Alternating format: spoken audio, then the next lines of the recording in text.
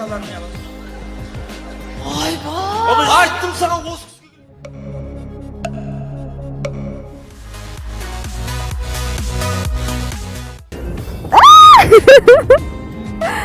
Боран.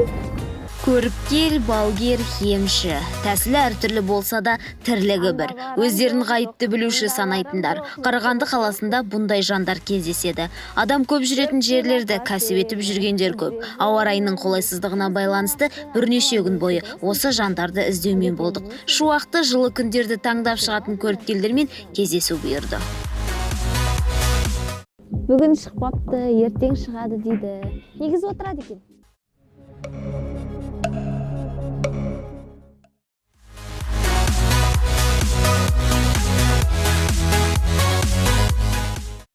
Сіздерден сұрайыншы алаға.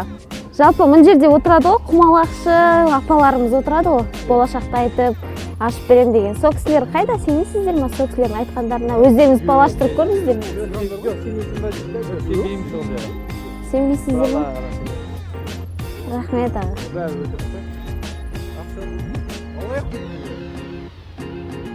А жалпы шығып жүрді ме осы жерде? Картамен де отырады ғой. Иә, карта құмалақпен ашам деп отыратын апалар. Алдайды адамдар.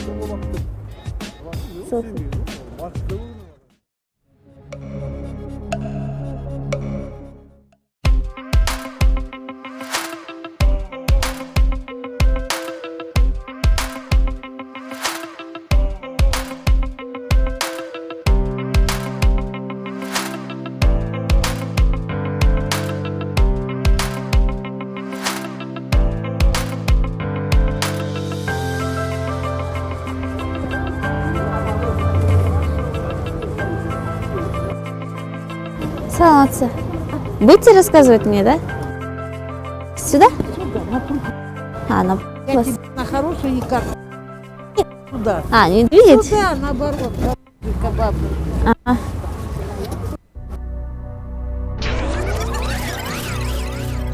Потом у тебя будет все хорошо. Ага. И 3.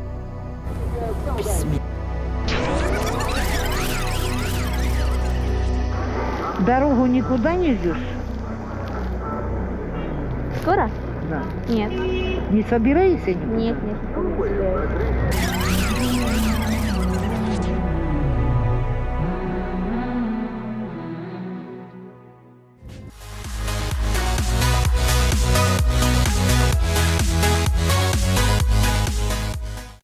Қазір заман қиын. Біреудің басын жұмыссыздық шырмаса, енді біреудің қарыз болып жатады, енді біреу аурулармен әлек болып жатады. Осындай жағдайда адамдар не істейді? Біреуі көріпкел іздейді, біреуі құмалақшы іздейді, біреуі емші іздейді. Ал бұл шариғатта дұрыс па? Қазір толығымен білетін боламыз.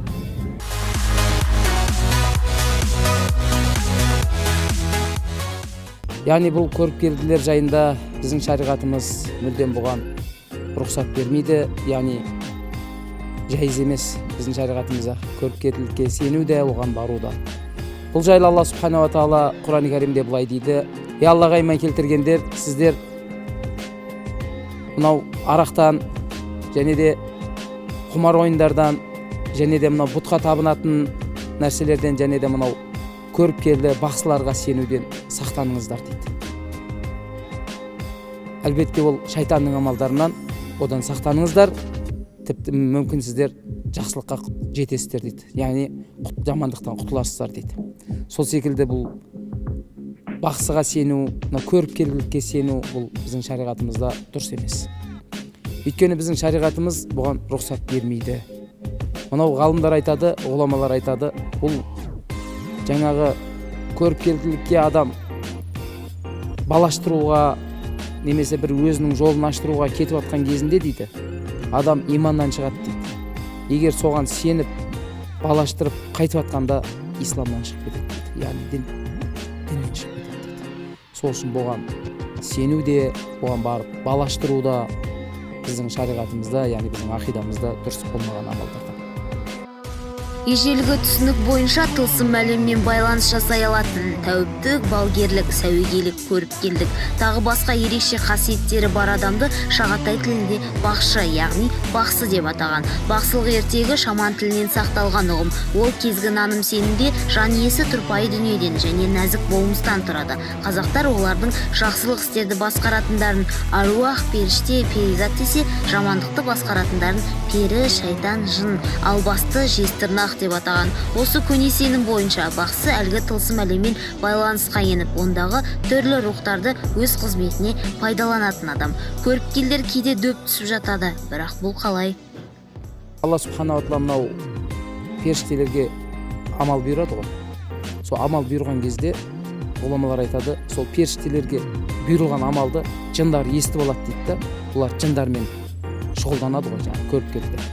Сол жындар арқылы олар ақпарат алып отырады. Жан-жақтан ақпарат алып отырады. Алламул ғойып дейміз ғой, ғайыптың бәрін білуші Аллах тағала.